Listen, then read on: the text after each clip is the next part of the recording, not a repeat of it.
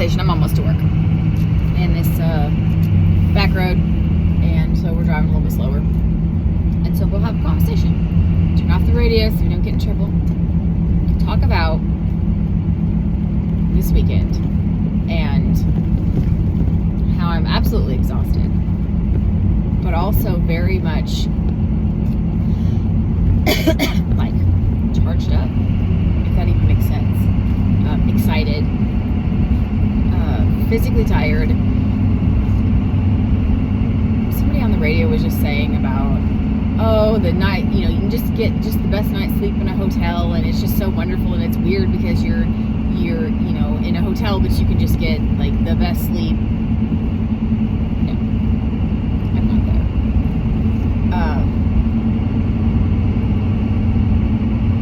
We had an Airbnb. It was a cute little house. We probably will stay there next time. Although SRF next year, I'm going to say October-ish. I think a lot of the great festivals are in September, October, and it kind of sucks. On one hand, I wish that more people would come to SRF in the spring, when we had it in the spring. To me, a spring festival is best, but I also know, crop farmers are on the ground. That's not really the target demographic, but a lot of springy people are doing, lambing and doing, having babies on their farm and stuff like that. So I get it. But to me, having something in the spring and being all energized in the spring, I think we get all energized in the fall, and then you really can't put a ton of the gardening practice. You kind of want to do something right away. Now, don't get me wrong, there's a million things from this weekend that you can do right now. And I don't mean this week or tomorrow where I got to go buy some crap. That is not kind of what we're about. We are about do something now. And you will very much get into, oh yeah, that's not going to work. Or it would be better. I did it, but it would be better if the next one that I do, I had more cardboard. Or the next one I do. So there's a lot for wisdom of the people who have done it before. I mean, we've been homesteading for 10 years here in Tennessee. We lived in town. We lived in Iowa. But we still had a garden, and we still did outdoor canning and stuff. We still did stuff.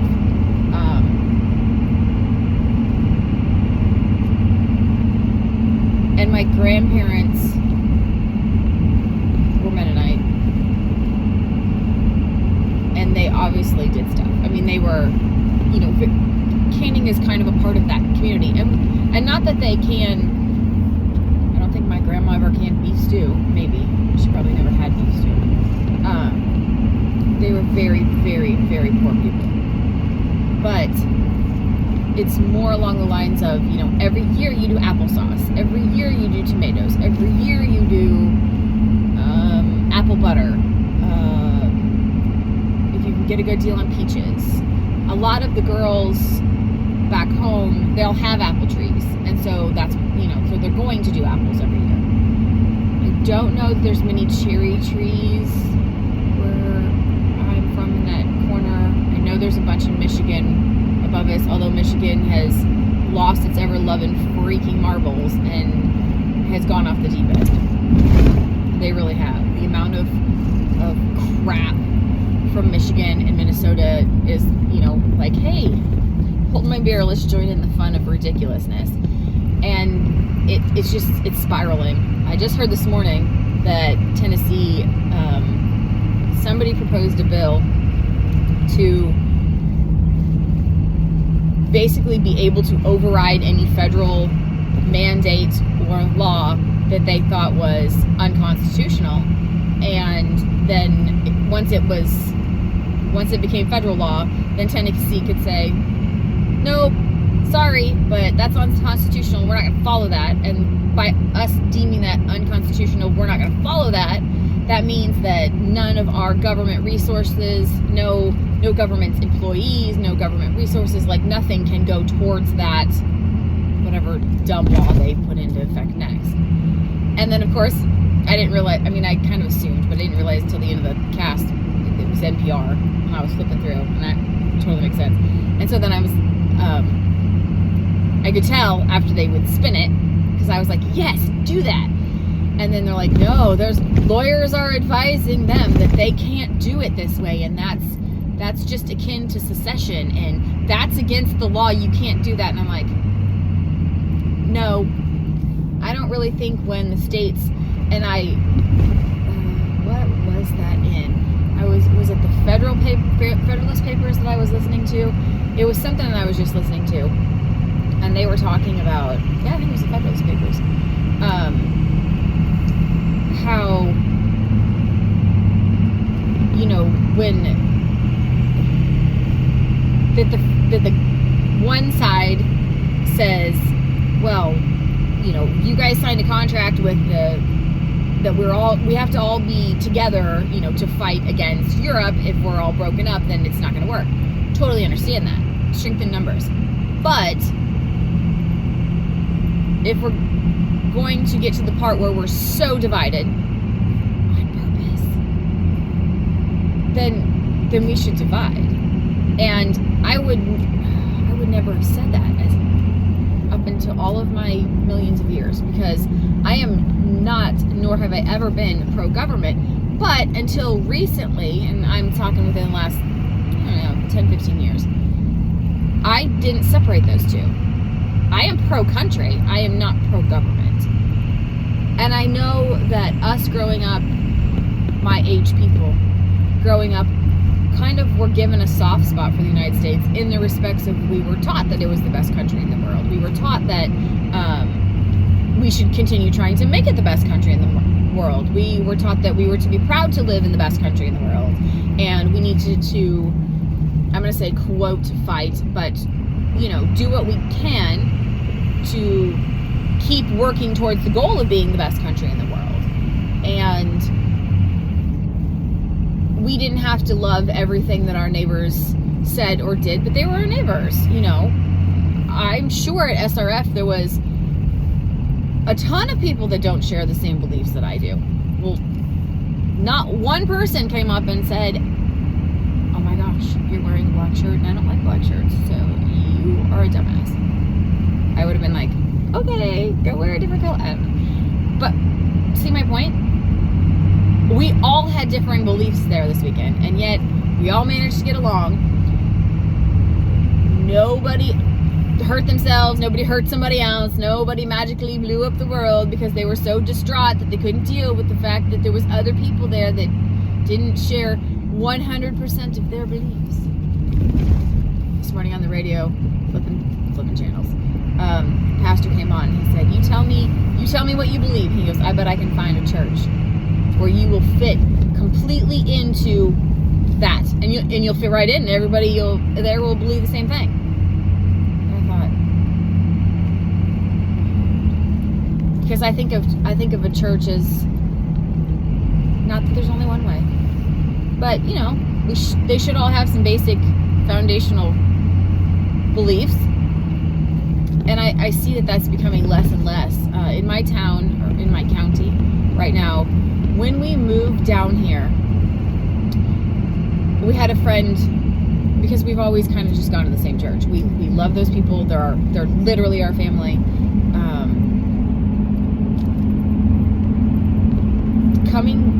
Moving down here, we wanted to find a church down here, and so one of the kind of associate pastors up there was helping us, look for a place, and that. I just keep thinking it's just going to take forever. Like, you go down there and you just, show up at some place and then be like, yeah, this is kind of sketchy. And then, next week you got to show up at a new place and you go until you realize that they're preaching something that you don't approve of. And then you go find another one. I mean, it takes a lot of effort, which I know, don't at me with the effort. So he was going to kind of go through them with us. And he was talking about, this style of the ones with this in the name. they're not really, they believe this, and the ones with this in the name, they believe that. And so we've kind of, used that to at least cut out a few of them here and a few of them there. There were, I believe, 37 churches that we counted I think that was in the town that we moved to, and we live out in the county, but in the town that we were looking at, I think there was 37 churches. I just saw a post by a local pastor the other day, and he said in the county, I think there's 65. That just, why? Do you know how much more you could get done for church, for community, for each other, if you consolidated and start working together? Why? Because now you have 65 buildings to pay for. You have 65 pastors to pay for. You have 65 sets of light bills that you have to pay for, and telephone bills. And why? That's the epitome of that's the poster for not working together. And a lot of times those churches, because I know this pastor so well, he is an amazing human. He left after high school and he went to college in Michigan. Boo, but we still love you. And then came back, and not right after college. I think he was gone for a little while. Came back, was drawn back to his community, was drawn to create this wonderful program that helps feed and clothe local people, basically anybody. If you show up there and you say, I cannot XYZ, they will try and figure out how to help you XYZ, whatever it is. There was this sweet little old lady that her house was outside. It was outside the house. She couldn't mow the yard. The house really needed painted, all kinds of stuff. And we all went over and helped her. Like a whole bunch of people. Stripped it down. They had a professional painting company strip it down, and then a bunch of volunteers painted the outside of it. I don't know why this guy is sitting in the middle of the road with his hazard lights on. That's a semi-truck, and he's okay. You never know what you're going to find on the back roads of Tennessee. There are churches that will not let him come speak, just to say, hey, this is my program, these are my people.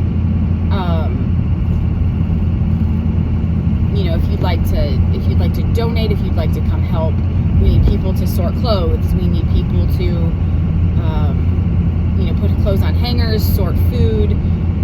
They have worship services there. I'm trying to think if they do it at their new building. They did it at their old building. Every Saturday night they had a worship service, and there was never a million people there, but it wasn't supposed to be.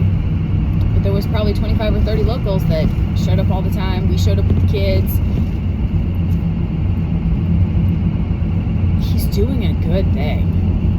And you have pastors and churches that are saying, no, I'm sorry, you're not from here. You can't speak at my church. He's not preaching, although he's an amazing preacher. That's disgusting in the world today. It's disgusting to have 65 churches in one county. It's disgusting.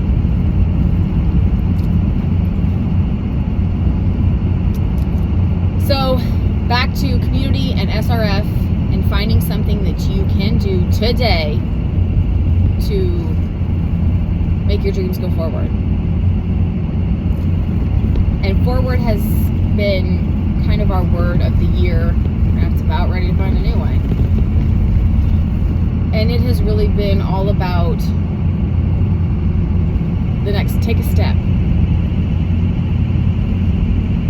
Look at your surroundings. Are you going in the right direction? Are you going in the wrong direction? Are you getting closer to what you want to do? Are you getting further away from what you want to do? Oh, I'm getting further away. I need to take a step this way then. And no, it's not always easy. It's rarely easy. I told Amanda the other day, I was like, the week had been hell, and I'm like, I just want an easy fucking day, just one day. She goes, no, you don't. And I kind of looked at her. I was like, why don't I? Because I think I really do. She's like, because then next month the whole month's gonna suck. Whereas you're taking, because you're pushing off the hard. If you have one completely easy day, you're pushing off that hard to another day, and now you have 2 days worth of hard in one day. And I went, yeah, you're right.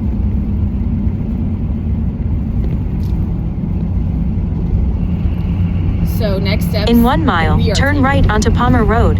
Is 1, we're getting electricity on the compound. We would really, really, really, really rather have solar, but I do not have time to figure it out. My husband does not have time to figure it out.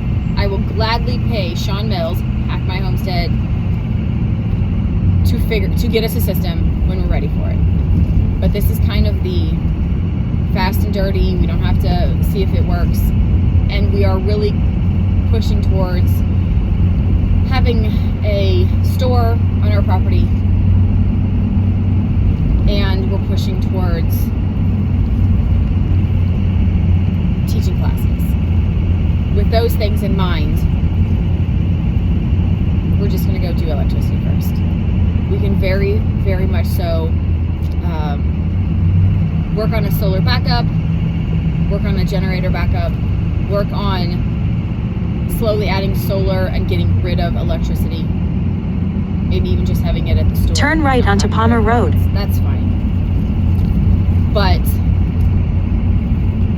I think my husband's in a little bit of paralysis analysis, and we currently don't have time for that.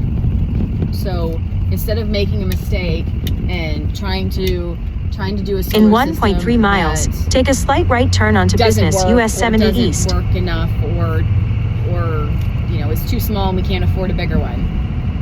We're going to forego that for now.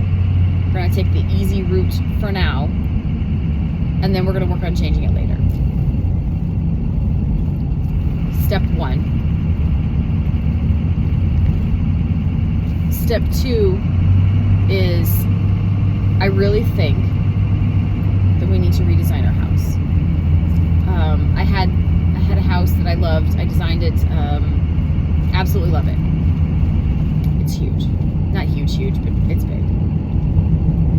The problem with that house was, 1, the cost. And we could afford the house, but then that one did not have a garage. That was like pre-garage. So we can afford the house part of it, we couldn't afford the garage part of it. We do a lot of stuff, not a garage to park our cars in, but a garage to work in. We do all of our own oil changes. We do all of our own track bar changes. We do all of our own spark plugs and friends. We're not spark plugs, but other people in my At the next stop sign, take a slight right turn.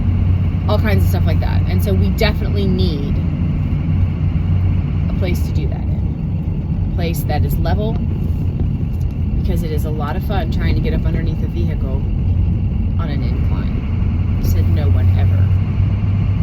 We need it. So that, anyway, garage is pretty much a necessity. We keep talking about having foster kids again.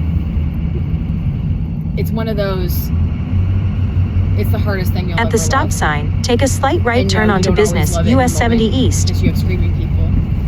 And that's not even, like, I can deal with screaming people. The worst part is you having the child's advocate, and they're like, oh yeah, this is gonna happen, they're not doing well, the parents are not blah blah blah blah blah blah. We're looking out for the best interest of the children, all of that sort of thing. And then the next time you go to a meeting, it's oh yeah, we had a house visit and they know what to do. In about 1 mile, turn right. And basically everything that they just told you, they just told the court something else.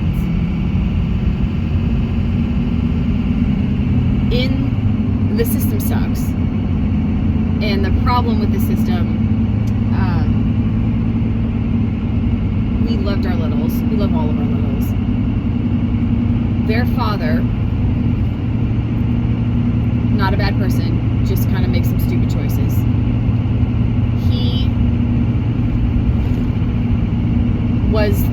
They started a new program in the county, and he was one of the first participants in this new Get Your Shit Together program.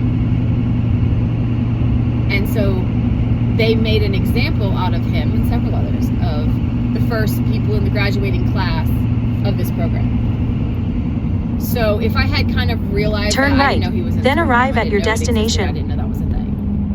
But if I had realized that's what was going on, I would have known the ending and the outcome. They weren't going to let him fail, because then the system, then this new program was like, oh, look, you know, the first 5 people that went through them didn't graduate the system.